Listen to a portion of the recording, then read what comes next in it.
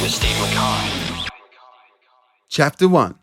In this chapter, you will define the music industry and discover what musicians actually focus on to be able to deliver professional songwriting. You will also decide your direction for songwriting and what artistic integrity means to you. The foundation. There is a supposed common sense about writing music and writing songs. This common sense can be communicated simply in terms of loudness, softness, timbre, timing, rhythm, and catchiness. From this common sense, people make a judgment of how popular a song should be or could be. Everyone in the world is a music critic, and everyone should be. Songs and music affect the listener. Songs are made for the listener. When a song is popular, the mind's common sense evolves into the body senses, and a release of endorphins and emotional connection starts to happen to make you want more of that song and the feelings attributed to listening to it. Whether in more ways than one, when you hear a special song, it can motivate, inspire, and resonate endlessly in your head. This is where the understanding of writing million-dollar songs starts. Whether or not songs stay with you, get into your head, and take hold of you in ways you cannot control, is the basis of this book. Basically, when a million-dollar song is released, there is little choice for the listener as to how you are going to react to it. Whether you want to or not, you will have a reaction. Good reactions or bad reactions are irrelevant. The music critic in you, the common sense in you, and the senses in your body are all going to react. The universal language of music is talking to the senses in your body, and the language of the lyrics is guiding your common sense to connect to it. The power of music is evident in this audio transaction. You listen and you become infected.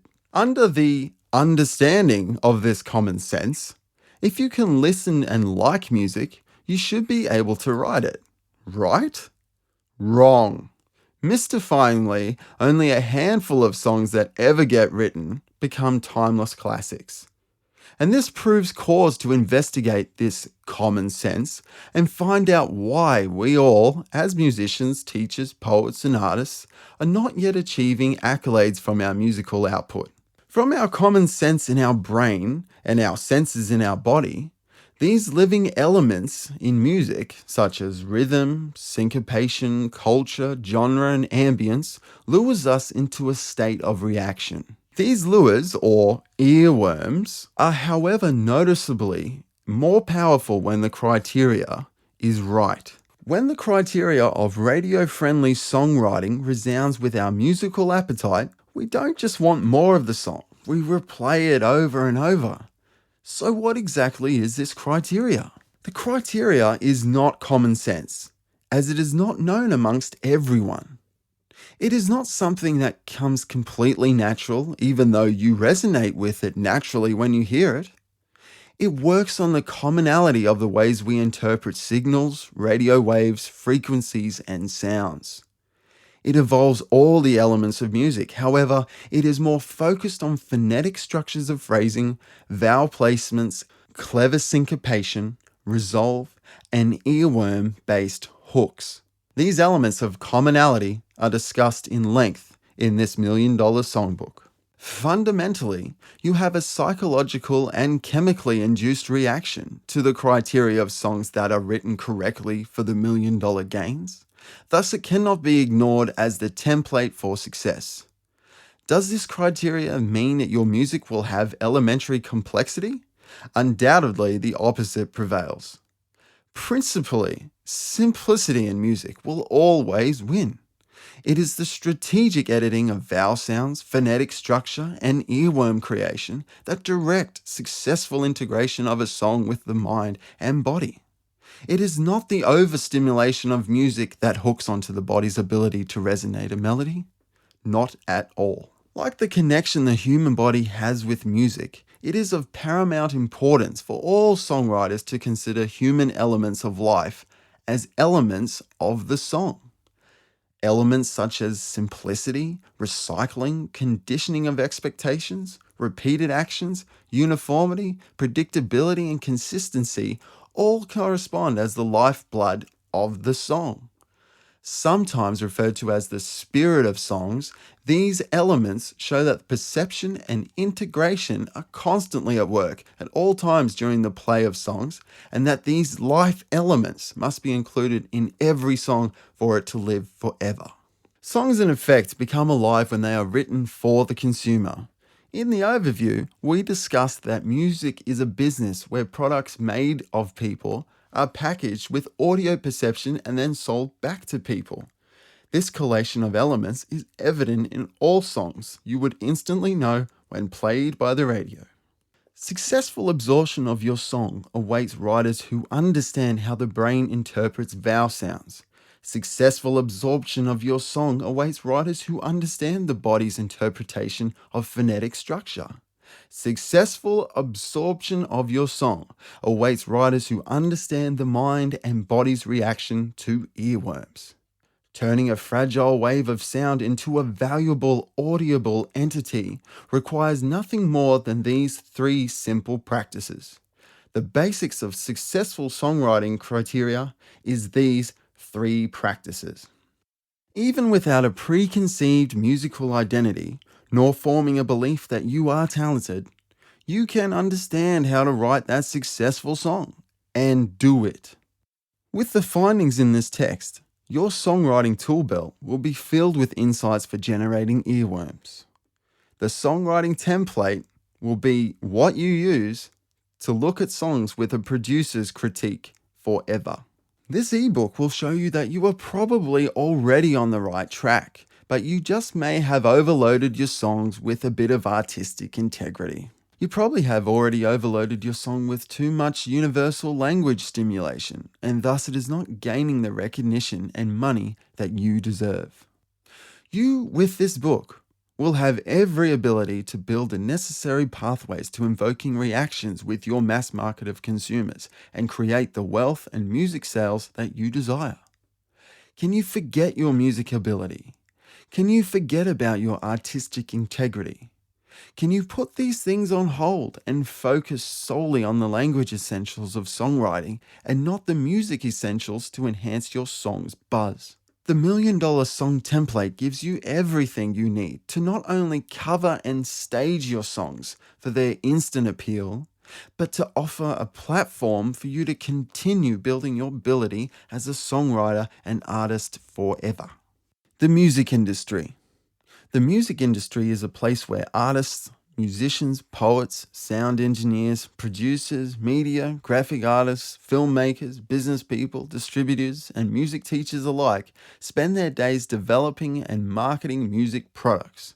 Like any product, music products have to generate sales via distributors. Distributors vary from online MP3 download stores like iTunes to pay-per-view videos like YouTube. Most musicians have videos that promote their music in websites, blogs, and social media, which all points to a call of action for sales. If you are making music after the year 2000, you do have to get very familiar with online sales, websites, social media, and everything else that includes online portals. Otherwise, don't bother writing songs at all. The music industry is a competitive and aggressive place, and unless you know how to develop your song with the catchiness and instant appeal, you are going to find it very difficult to gain interest. That's why reading this book and getting the $1 Million criteria for how to write your successful song is vital to your music industry success. Music ability. Most musicians spend a large amount of time, sometimes a large amount of years, from an early age developing skills in playing music. Spending their time learning songs and bands and groups give musicians options to communicate the way they interpret songs, and some go on to study music and play in orchestras, cover bands, and studios. After a number of qualifications in the performance and theory of music, musicians become professional and can spend their life performing and teaching others. Having a profession in music breeds artistic integrity to the musician, and their career and reputation is built on their abilities, study, research, and ideas about music. Whilst it is helpful to know a lot about musical terms and technicalities, it is not vital for writing successful songs. Some of the best technical musicians in the world haven't ever been successful in music, whereas some of the most uneducated musicians in the world who have no technical ability have written multi-million dollar songs. Why is this? It comes down to two things. One, ability to communicate to the music listening market. And two, the criteria to write instantly integratable songs to that music listening market. Every musician or artist can develop very strong emotional connections to their works of art and thus want to share them with the world. When these works of art do not fit the criteria that the mass market of music consumers have, musicians and artists make the decision of being true to their artistic integrity or selling out. What this means is essentially, even if the mass market of music listeners don't like their song because it may be hard to listen to or too long, the musician, artist, songwriter doesn't necessarily care, as the point of putting the song out into the world is not so much to make the song successful, but to prove something meaningful to the songwriter. Songwriters can be emotionally connected to their work, so they don't necessarily want to make money or sell their work, as they perceive this whole concept of selling out beneath them and an unedified way of expressing their musical talent. The divide. Whilst in times past, musicians sometimes have been able to appeal to the mass market with their eclectic, informal, and badly built songs and still succeed. These times have passed though, and if your song is over 3 minutes these days, it doesn't stand to have much luck at being picked for radio play.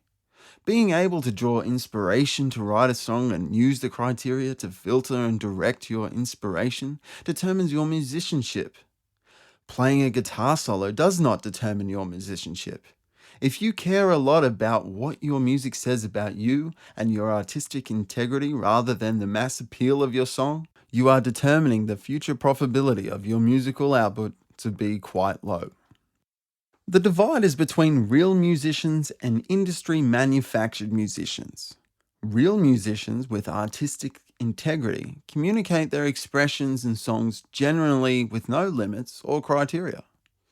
Producers who work with the real musicians usually have to work a bit harder to fit musicians' music into a criteria for all hope of selling their music to the mass market. Although you don't choose how you react to a song, as a musician and entrepreneur, you can choose how to build songs. Fabricated and industry-born musicians can have their songs written for them by a professional music writer and producer who knows and understands the million-dollar song template. While most manufactured musicians, ex-models or movie stars, who have their songs written for them may guarantee a bit more success, they still can come undone at a live performance, as they are not essentially a real musician. The divide exists for everyone to make a choice of what they're going to do with their songwriting. Like it or hate it, manufactured musicians are developed with the million-dollar song criteria, whereas real musicians hang on to their artistic integrity in the hope that people will like their songs as a preference of choice. The bottom line is, when a song is written right, people will resonate with it regardless of choice. When a song isn't written well, the choice is obvious, and that is, they don't have to resonate with it. The market's perception. As the mass market of music consumers is ultimately the judge and jury of which songs become million-dollar hits, musicians divided amongst the sides of real or manufactured and industry-created musicians is generally rendered irrelevant. Simply, the music business is a game of survival. If you continually write bad songs, you will not succeed and ultimately have to give up. If we are not stimulated by what we listen to, we turn the music off. Perception amongst the mass market is brutal. It is pure judgment.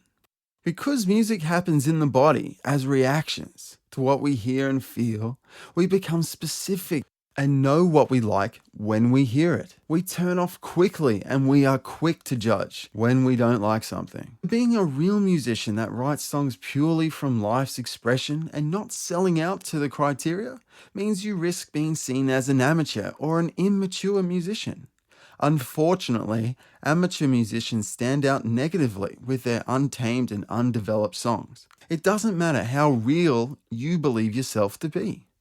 If your songs don't match the criteria formed by the ever increasing market of music consumers, you will not succeed and you'll be forgotten. You can remain as real, authentic, and artistic as you want, but no one will purchase your material. These are the facts. To be a professional songwriter and conform to the parameters of creating music and then being able to live off your creations simply means following the criteria of writing $1 million songs. That's it. It's that simple. The work is done for you.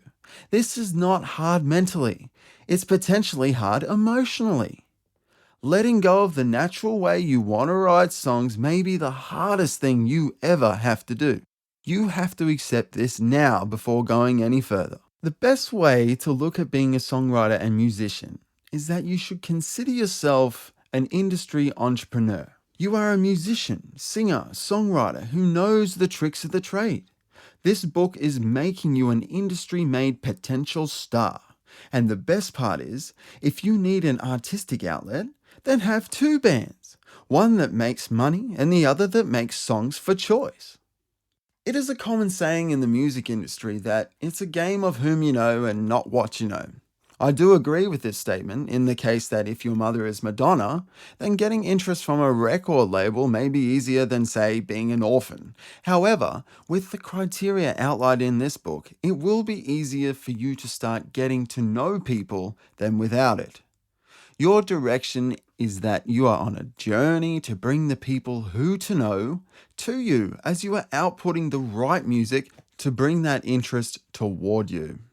They will come to you because most artistically renowned musicians have been the ones that follow the criteria in this book, whilst all the other artists who play for their integrity and pleasure aren't known anywhere in the world. Famous musicians are categorized as artists purely for writing number one songs, thus rendering the concept of artistic integrity nearly invalid and only valuable to those people who possess it, no one else. If it's not valuable, then why have it? Sure, there are different ways of looking at it, but it's all still relative to what worth you give it. If someone sells 1 million songs, then that is the worth of their artistic integrity, not how many cool chords they know. Don't think about your artistic integrity being worth, say, $10 million, rather than your artistic integrity being worth $1 to 10 million people. So work it out and get a direction for what you want to achieve in songwriting today. The big question: what do musicians practice? You know, when I ask this question in my workshops and seminars, I get the following answers. Sir, musicians practice songs. No, they play their instruments. They practice singing. Do they practice rocking out or getting famous or, just band practice? If these are the kind of things you think about when prompted by the question, what do musicians actually practice? Well, the answer overall is yes, but clearly these are just elements in the life of music and the musical trade. What is it that's at the core of the ability to function as a songwriter, as a band, and what is it that we need to focus on for defining these songs in the criteria of the $1 million standard? To further hone in and target on exactly the core function of musicians and songwriters, let me ask you another question. What do you think athletes practice? Trust me, it's actually more relevant than you think. Think about this. Athletes, swimmers, and climbers practice running, jumping, teamwork, throwing, shooting, starting, and stopping. The main thing that swimmers and climbers practice is how they use their reflexes within the rhythm of their strokes. Sure, the breathing, turning, jumping, stance, endurance, training, and the other elements come into it. But without the rhythm and the use of reflexes, none of these elements can work together. Musicians practice transitions. As the same with athletes, without reflexes, any of the elements such as shooting baskets, throwing, passing, teamwork, or starting fast works. So, in terms of music, how does the musician use reflexes and rhythm? It comes down to transitions. They are everywhere in songs. Transitions are the determination of parts of songs, where sequences begin and stop, and the lead up to them. Also, when and where to add harmonies, begin a solo, hold out a note, change a key. These are all the transitions of the song and are essentially the reflexes that need to be practiced more than anything in songwriting. So musicians practice transitions more than anything else. They especially practice transitions when in a band scenario. Transitions need to be realized as the point of focus in all songwriting. The realization. As music has a number of elements and a coherent underlying practice of using transitions to bring the song to life, correspondingly, the human brain has elements and functions that determine music's absorption and interpretation. You just cannot have one without the other.